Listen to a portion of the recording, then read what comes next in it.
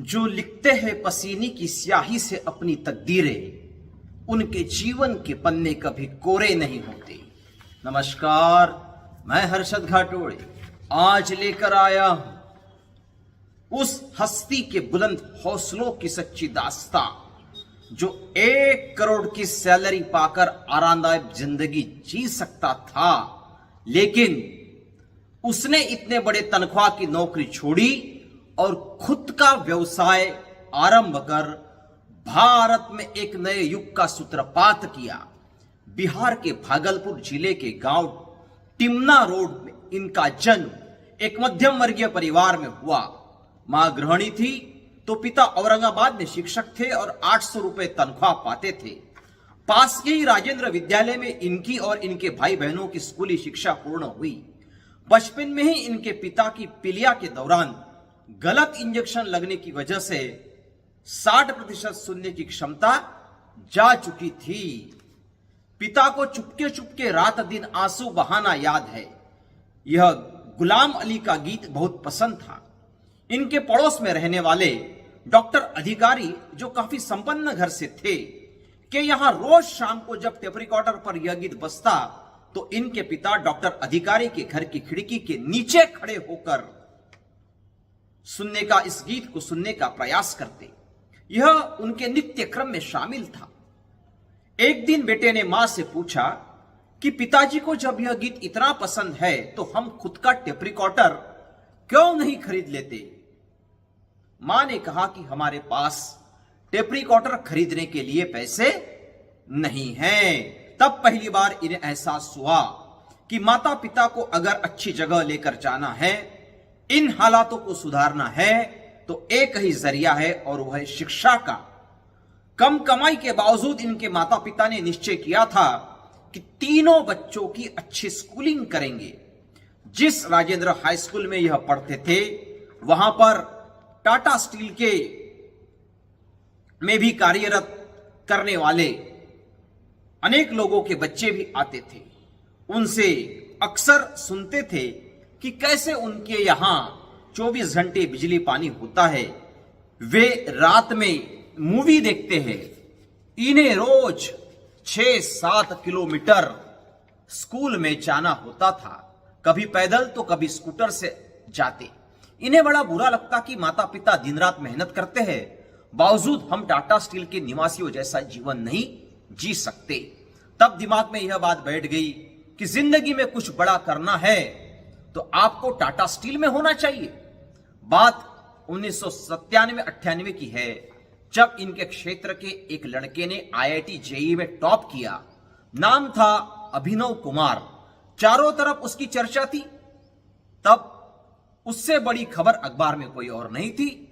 क्षेत्र के MLA MP हर बड़ा नेता उससे मिलने आ रहा था। घर घर में उसकी ही चर्चा थी। उस दिन इन्होंने तय किया कि चाहे जो हो जाए IIT JEE निकालना। बहन 10वीं में थी तो उसकी गणित और विज्ञान की किताबें पढ़ने लगे। उनके दोस्तों को ट्यूशन देना शुरू कर दिया। जब यह 8वीं 9वीं में थे तब इन्होंने पढ़ा था कि देश में 6 IIT संस्थान हैं, 2 दिल्ली मुंबई में और बाकी अन्य शहरों में। पढ़ाई में जुट गए और आखिर परीक्षा पास कर ही दी। इस प्रकार 5 साल की इनकी मेहनत रंग लाई। लेकिन सोच लिया था कि पढ़ना है तो दिल्ली या मुंबई में ही, छोटे शहर से छोटे शहर नहीं जाना है। इन्हें मुंबई IIT में मेटोलॉजी एंड मटेरियल साइंस में प्रवेश मिला। इसका सीधा अर्थ था कि आगे चलकर टाटा स्टील में नौकरी मिलना तय है, क्योंकि टाटा स्टील वाले IIT से ही इस फैकल्टी के विद्यार्थियों को लेते थे। यहां पढ़ने पर पता चला कि यहां तो सभी टॉपर है। पढ़ाई के अलावा यहां बहुत कुछ है। इसी दौरान इन्होंने देखा कि यहां तो अन्य छोटे शहरों से भी बच्चे आए हैं, लेकिन बड़े और छोटे शहरों के बच्चों की सोच में काफी अंतर है। छोटे शहरों के बच्चे जहां डिग्री लेकर किसी बड़े कंपनी में काम करने की सोचते हैं, वहीं बड़े शहरों के बच्चे डिग्री लेकर खुद का स्टार्टअप शुरू करने के बारे में सोच रहे थे। जब कैंपस प्लेसमेंट हुआ तो इनका चयन 2 जगह पर हुआ था। एक टाटा स्टील में जहां 4.5 लाख का पैकेज था, तो दूसरी थी Chicago based pharmaceutical consultancy firm jets associates, जिसका पैकेज था 8.5 लाख रुपए। इन्होंने दूसरा ऑप्शन चुना और अपने जिंदगी की पहली फ्लाइट तब ली जब कंपनी इन्हें अपने होम टाउन से पूना लेकर गई। पूना में भी कंपनी का एक ऑफिस था। बहुत खुश थे। प्लेन में आना जाना, बड़े बड़े शहरों में रुकना, लेकिन 1 साल होते होते ये नौकरी से ऊब गए। अपने सीनियर से बात की और सोचा कि अच्छा कंसल्टेंट यही बनना, यदि बनना है तो उन्हें एमबीए की डिग्री लेनी चाहिए। फिर इन्होंने नौकरी छोड़ दी, कैट की परीक्षा दी। गणित विज्ञान अच्छा था इसलिए बिना पढ़ाई की पास हो गए। आईआईएम अहमदाबाद में प्रवेश मिला, लेकिन उन्हीं दिनों इनके बहन की शादी पक्की हो गई थी और उस समय आईआईएम की फीस थी 8 से 9 लाख रुपए। फिर सोचा कि पहले बहन की शादी ज्यादा जरूरी है, न कि पढ़ाई, और पढ़ाई का विषय ड्रॉप कर दिया। सन 2015 की बात है जब भारत में होटल चेन टर्बो होटल की शुरुआत हो रही थी। टर्बो होटल जो इंडिया का ओयो के बाद second largest budget hotel chain है। इन्हें ऐसा बंदा चाहिए था जो उनके काम को नॉर्थ ईस्ट में सेट कर सके। सैलरी थी 1 करोड़ रुपए सालाना। होटल के काम के लिए फंड जुटाना था। इन्होंने अनेक उद्योगपतियों से बात की, सबने सहयोग किया। इंडिया में 20 लाख से भी ज्यादा बजट होटल से खूब मेहनत की, काम बढ़िया चल रहा था। ऐसे में इन्हें एक दिन कस्टमर की कंप्लेंट्स देखने पर पता चला कि सबसे ज्यादा कंप्लेंट तो लॉन्ड्री को लेकर है। होटल के कमरे में जब कस्टमर प्रवेश करते हैं तब उन्हें बेडशीट हो, पर्दे हो या टॉवेल्स, इनके गंदे होने को लेकर ग्राहक अक्सर शिकायत करते हैं। 10 में से 6 शिकायतें इसको लेकर ही है। इन्होंने सोचा कि अगर ऐसा ही चलता रहा तो ग्राहक नाराज हो जाएंगे और काम पर इसका असर होगा। इस समस्या का इन्होंने खुद ही समाधान करने की ठान ली और अगले ही दिन मार्केट में गए। ऑन द ग्राउंड जाकर धोबियों से मिले। उनसे मिलने पर 2 चीजें स्पष्ट रूप से सामने आई।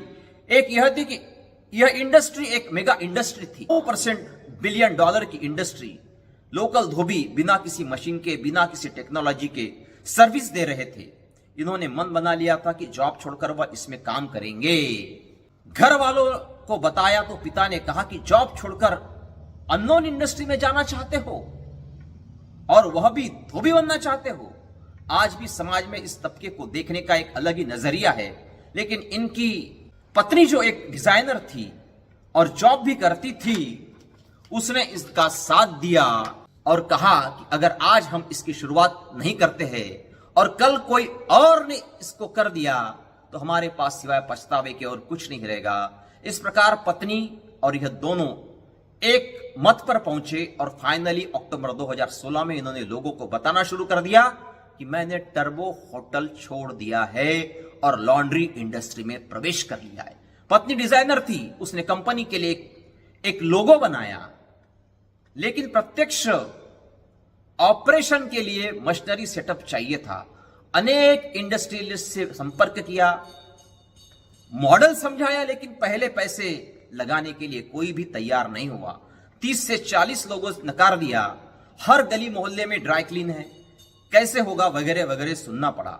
इन्होंने अपना पैटर्न समझाया कि आज कैसे कपड़ों के क्षेत्र में उनके निर्माण के लेकर इस्तेमाल करने तक कैसे बदलाव आ रहे हैं। धीरे धीरे लोगों की समझ में आने लगा और काम आगे बढ़ने लगा। जी हां, मैं बात कर रहा हूं इंडिया की सबसे बड़ी लॉन्ड्री और dry clean chain you clean के फाउंडर अनुराग सिन्हा की। यू क्लीन एक फ्रेंचाइजी मॉडल है और हर छोटे शहरों तक इसकी पहुंच है। छोटे लॉन्ड्री वालों को अपनी तकनीकी मशीनरी देकर 2017 से 2023 तक 700 करोड़ की कंपनी बनाकर एक नया कीर्तिमान इन्होंने रचा है। 2 लोगों से इनकी शुरुआत हुई थी। दिल्ली के वसंत कुंज में एक स्टोर था।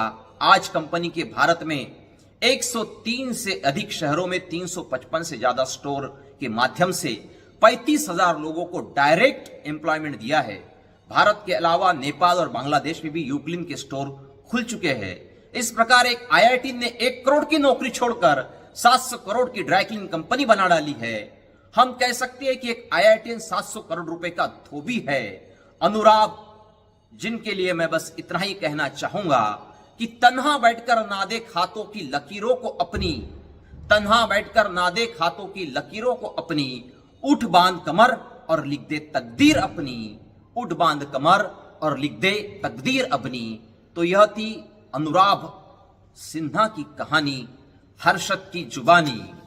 फिर मिलेंगे ऐसे ही किसी हस्ती के बुलंद हौसलों की सच्ची दास्तां के साथ। आपसे निवेदन है कि वीडियो को लाइक कर शेयर करें और हां, चैनल को सब्सक्राइब करना ना भूले। जय हिंद, धन्यवाद।